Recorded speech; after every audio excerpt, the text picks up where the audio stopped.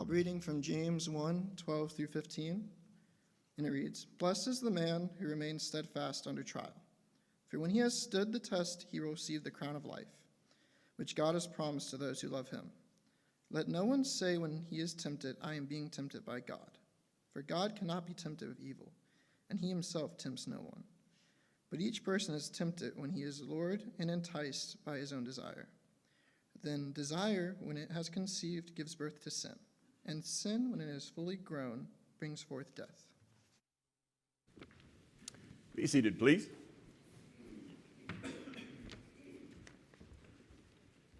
Good morning. Just extend my welcome to everyone who is here, especially to those who are visiting here with us today. We're so thankful for your presence. I want to start this morning by showing you the power of your mind and how sneaky temptation can be, in that I am going to control your mind. Are you ready? Don't think about chocolate. Do not think about how creamy it is and how it melts. Do not think about brownies. Do not think about these chocolate chip cookies that are coming out of the oven. Do not think about a hot cup of cocoa on a cold day. What are you guys thinking about right now? You see, that's how it works. The moment that I tell you not to think about something, your mind goes right to it. And you start to be thinking even more, and you're drawn to it. That's what temptation does. It does not shout, it whispers. And it starts small in the minds and in our hearts. And before we know it, something that we thought we could control is now controlling us. You see, the real battlefield of temptation is in our hearts. It's not out there, it's inside. And that's exactly what James talks about in chapter 1 of James, where he gives us really this way to trace how temptation works, where it starts, why it is so appealing, and how is it that we are to overcome. That's what I want us to look at this morning. And I want us to begin by just looking at the nature of temptation. And I think there's a sense in which, because we deal with temptation just on an ongoing basis, that we might get to the point where we feel like, is God the one who is tempting me? But temptation is never from God. Notice again what it says in James 1 verse 13. Let no one say when he is tempted, I am being tempted by God. For God cannot be tempted with evil, and he himself tempts no one. You see, God will test us to develop our character. There will be things that he puts in our way to say, what am I going to do with this? How am I going to handle it? But in no way is that ever meant to draw us into sin. Because as it says there in verse 13, God cannot do that. That goes against his very nature, to go against who he is. And so when we think about it, God is completely good. And he is going to always work for our good. But all of us will have trials. They can be opportunities for growth, or they can be failures. But it depends upon us. And what I don't want us to do is confuse the occasion for temptation, which we call the trial, for the cause of that temptation, and that is our desire. For example, let's say you've got a kid in school and the kid fails a math test. And the kid says, if that teacher didn't give me the test, I wouldn't have failed. Seems logical to a kid, right? But think through that. The test was an opportunity to see where the knowledge of that child is or is not. But because the child decided, hey, I'm not going to study, that's the real cause of the failure, not the test itself. And so that's what we need to see in our own lives is what is it that is really drawing me to this? See, temptation begins by taking good things out of context. Every temptation begins with something good, not bad. It is this idea of, think about it, just pleasure or rest or success. None of those things are good, but what happens is we begin to twist those, we begin to elevate those things out of its God-given place. We want too much, or we want it in the wrong way. Food's a pretty good thing, right? Keeps us alive. But you have too much of it, the Bible calls it gluttony. Sex inside marriage is a beautiful thing. But outside of marriage, to just say, hey, go sleep with whomever you want, is a terrible thing. And on the list goes of anything that we might say is good, if we take it out of its context, that's where the temptation begins. You see, we might think that temptation might begin with disobedience, but I would say it begins well before that. It begins with resentment of God's boundaries and doubting His goodness. Because temptation wants to exaggerate the negative. Think about it. Go back to the very beginning when the serpent is there with Eve in the garden. And here's what the serpent says. Did God actually say, you shall not eat of any tree in the garden? Now think about all of the ways that the serpent could have said that.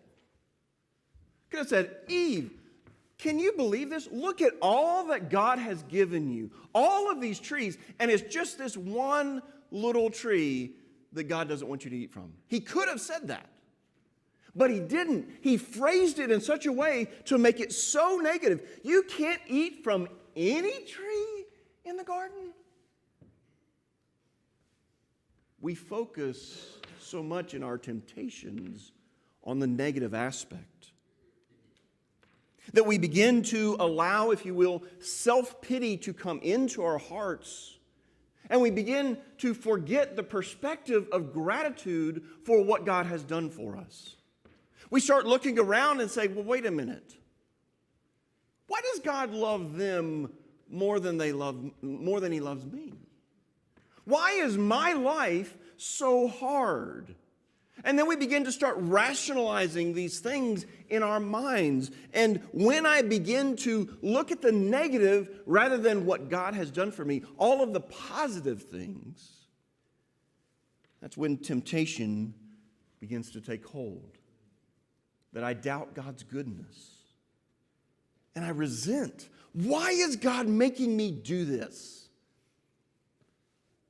When the reality is God is saying, I'm not making you do anything. I know that this is best for you. The moment that we start to resent God's boundaries is the moment that temptation begins to take root. And notice the subtle nature of the appeal of temptation. You see, temptation whispers, you deserve this.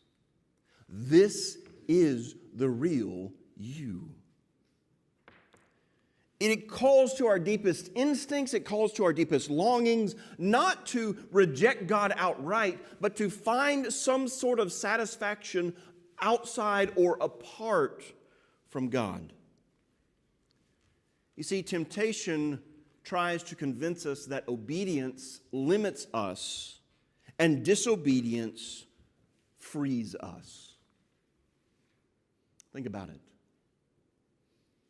all of us in some way or another have FOMO, fear of missing out.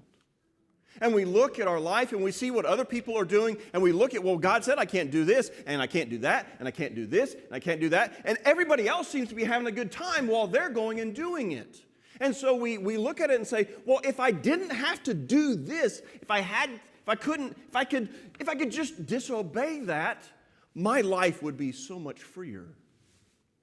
I would be able to have so much more fun.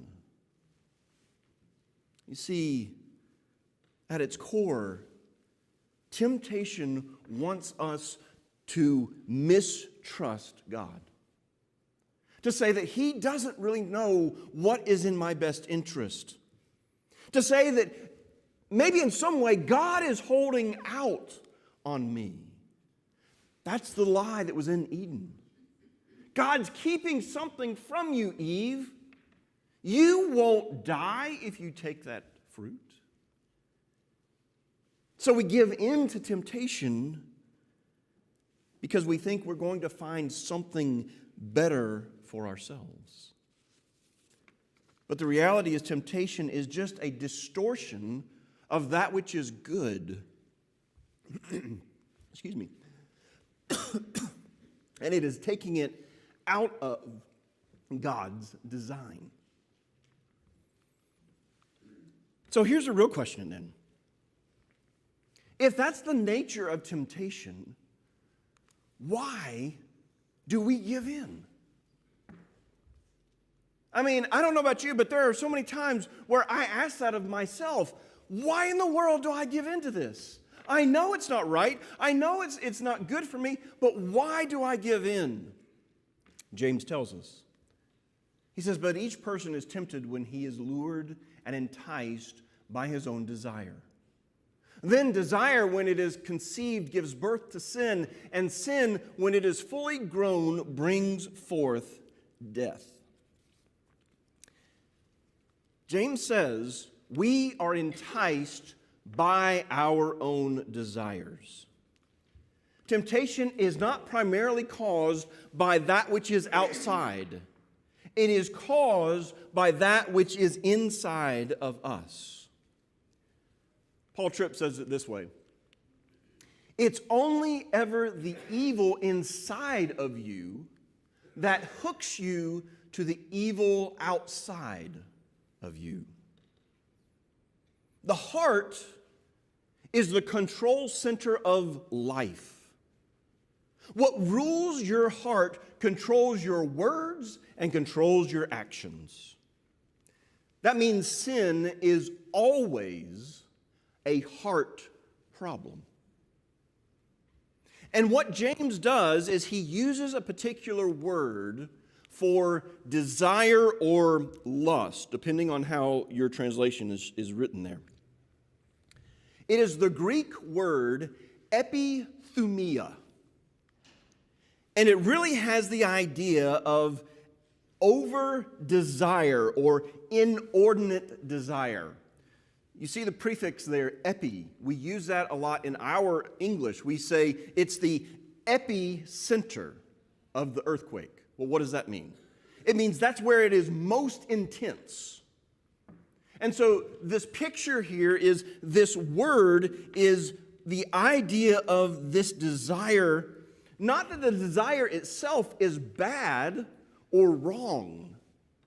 The problem is that desire is disordered, that good things become ultimate things. For example, let's think about your career. There's nothing wrong with working. God gave us that ability to work. He says that is a good thing.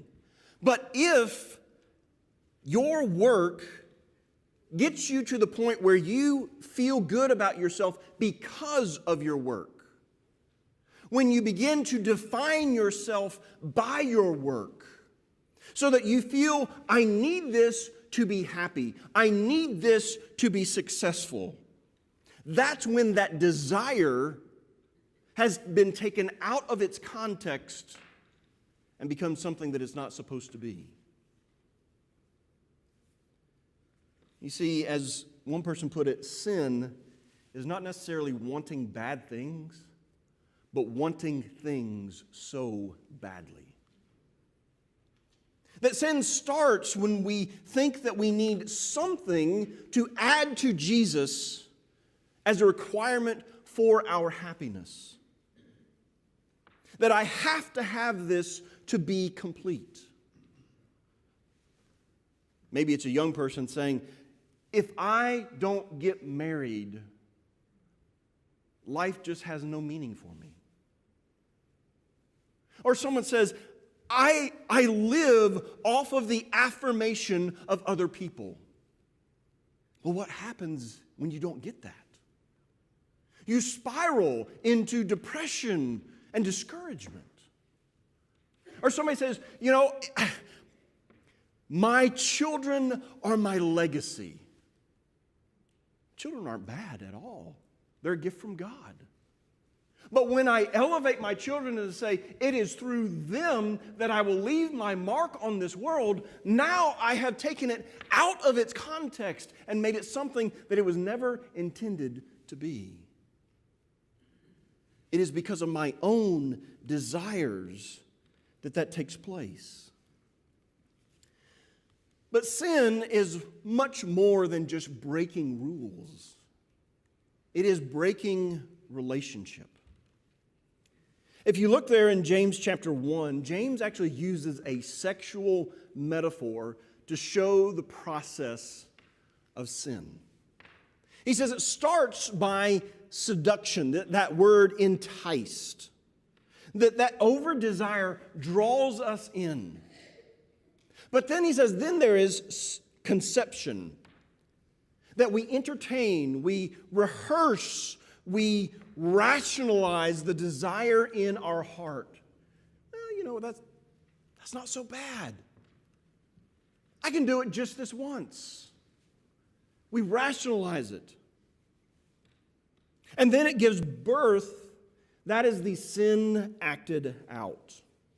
That something inside of us comes outward. Someone just goes over and punches a wall. Why in the world did that happen? It's because of an anger that is deep inside of them. It starts there in the heart and it comes outward. But notice it goes further than that, in that it says, then sin, when it has fully realized, when it has fully matured, gives forth death. That is the final result. Sin always destroys.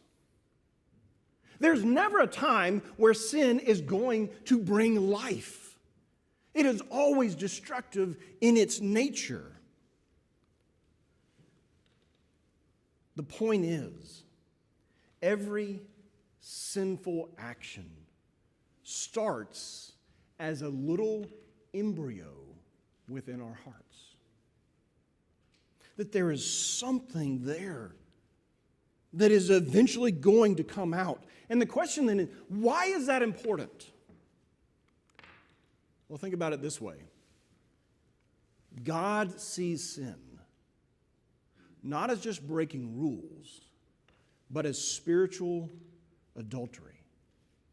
If you go throughout the narrative of God in the Bible, what you see is God is saying, I am the husband, and my people are my wife. Over and over, that's the picture that he gives to us so that we can relate to that. And what he then says is that when we, when we are enticed by our desires, our over-desires, God sees that, God sees that as jumping into the arms of another lover. And we say, well, wait a minute. That's a little bit much, don't you think? No. That's exactly God's point. To say that the very idea of saying, I want this over God is spiritual adultery. That we have replaced God with something else. Something we feel we need more than God. Think about that for a moment. When you say, I would rather win an argument than have unity and peace, you're saying, I need something else rather than God.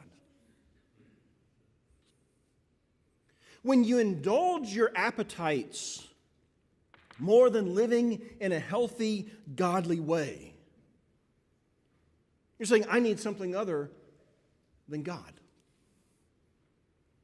When you would say, I would rather fill my life with material things more than I actually need, rather than living for the kingdom of God, you're saying, I need something else rather than God.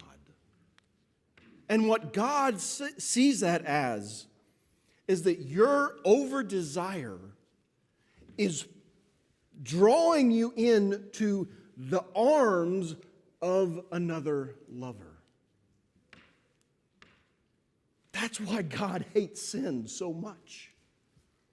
And the result of that, then, is that over-desire takes control of us. It has this sneaky way of coming in where we don't recognize it, but yet little by little, it comes to the point where it is what drives us. For example, let's say your boss comes to you and says, hey, we need to fudge the numbers of our company a little bit to make things look really good. I need you to fudge them. I need you to lie about this. You have two options. You can either lie, or you can say, no, I'm not going to do that, and risk being fired. But never say, well, I didn't have a choice. I just had to lie. Because here's the thing. Deep down, there is something that is driving you. It's not the lie. It's that maybe you feel, I need this job. I need the money. I need the security. That's your over-desire.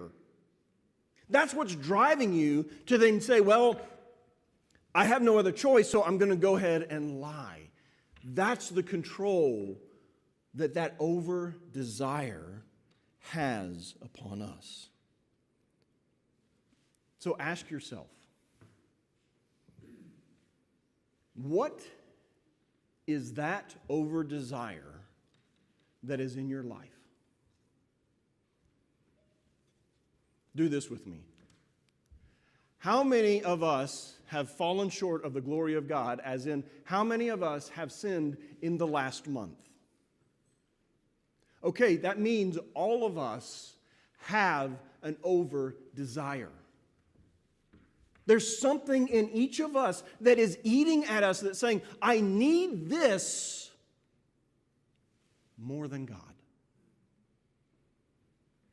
It's going to be different for each one of us. But we all wrestle with it. We all struggle with it. So if sin is about misdirected desires, how do we redirect? How do we find freedom within our hearts when our hearts are the ones who are betraying us? Well, let's look at this last aspect of that, and that is, how do we overcome? You see, temptation can't be overcome by willpower alone. We often think that. It's just a willpower thing. I just need to muscle through it. If I just have enough discipline and enough religious effort, that's what's going to get me through. But if sin was just breaking the rules, then saying no and I'll work harder would work. But it's not about that. Because sin is so much more complex. It involves not just a battle of the will, it is a battle of the heart. You see, when we sin, we aren't just breaking the rules, we are turning away from relationship. Every sin says something about who or what we trust the most. So when I lie, I'm saying I trust my ability to control the outcome more than I trust God's truth. When I give in to lust, sexual lust, I'm saying I believe pleasure will satisfy me more than the presence of God. When I lash out in anger, and I say just all of these things that just pours out of my mouth, I'm saying I believe my sense of justice is more important than God's patience and God's grace. And what that means is that sin is worshipful. Hear what I just said. Sin is worshipful, but not in a good way. Because the very heart of worship is I am ascribing great worth to someone or something. When we come together on Sundays, that's exactly what we're doing. We are coming together and we are saying, God is worthy. He is worth so much. But when I have sin in my life, what I am saying is I am elevating that and saying that is worthy, more worthy than God. I'm worshiping something other than my Creator. Again, I ask you, what thing in your life are you worshiping that is above God?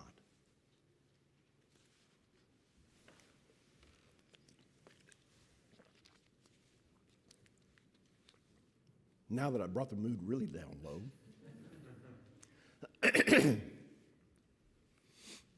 how do we get out of this? It's not just by willpower, but it is by breaking the hold with grace. You see, the only way to dislodge a beautiful lie is with a more beautiful truth. Think about that. We can't tell our hearts, stop wanting that. We must show our hearts something more beautiful, more satisfying, more enduring than what temptation promises. That's why God doesn't call us just out of sin. He calls us to Himself. That when our hearts are captured by the beauty, by the goodness, by the faithfulness, by the loveliness of God, temptation loses its power. So that means we need to fall in love with Jesus. I want you to see Jesus in such a way that you see His love. The love that he gave for you as He died on that cross for you. He said, I'll take your place so that you can have life. That's how much I love you. And I'm not going to stop. I'm going to keep on going because I love you. And I want you to be with me. Let Him be the passion of your heart.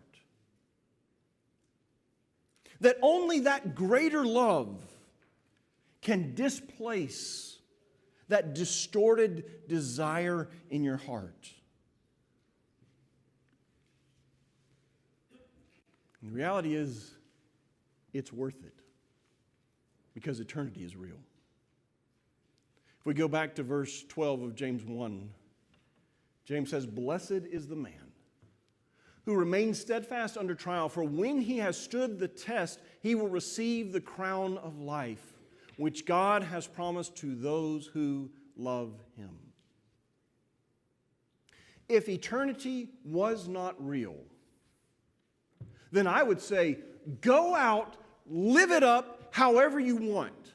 Get whatever physical satisfactions you can, because this is all there is.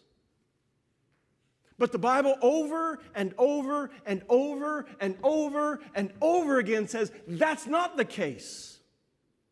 It says there is something beyond this life. Beyond all of this problems and pain, there is something real. And it's there for you if you will turn to Jesus and love him. Remember how we started? Don't think about chocolate. And that's exactly what you were thinking about. That's what temptation does to us. It sneaks in our mind. It grabs your attention more than you think. And it has such a strong pull that before you know it, it's growing and you don't even realize it. And I would imagine some of you are living that way. As in, you are fighting temptation just by willpower alone. Maybe you're saying to yourself, I won't do it again. I'll try harder next time. I imagine you're probably tired. You're probably frustrated with yourself. Because you're never going to overcome by willpower alone when it comes to matters of the heart. So set your heart on Jesus. Because he was tempted just like you and I are. But he didn't sin. He faced all of these temptations that you and I face every single day. He faced those, but he didn't give in.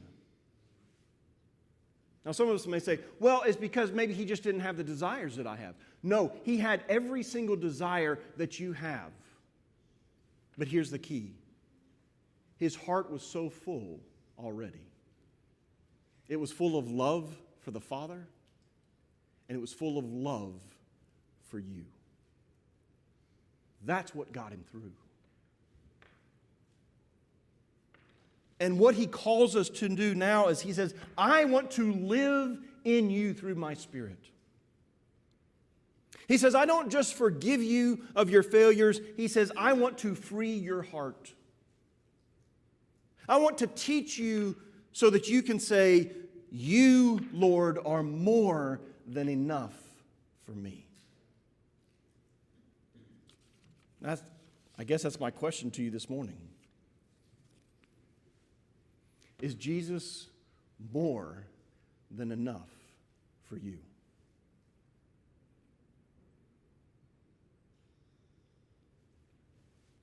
He's given it all so that you could be with him. It doesn't matter how bad you think you are. It doesn't matter how many times you have given into temptation, how much sin you are wrapped up in. The eternal God says, I took care of it all on the cross so that you could be with me. He says, what are you going to do? What is your choice? He wants you to be part of his family. He wants to be your friend. But he says, you got to make the choice. It's me or it's everything else. What are you going to choose this morning? If you're not a child of God, He's calling out to you this morning. He wants you to be that. He wants you to give up sin. He wants you to confess those sins. He wants you to, in the grave of baptism, say, Lord, I am giving it all to you, and I serve you and you alone. But maybe you're here this morning and you are just saying, you know, I've been with God, but I've allowed temptation to creep into my heart. And it's gotten a hold of me, and I don't know how to get out. Jesus says, I'm right here. Let's walk together, and I'll show you the path forward. And whatever it is that you need this morning, His invitation is open. Won't you come as together we stand?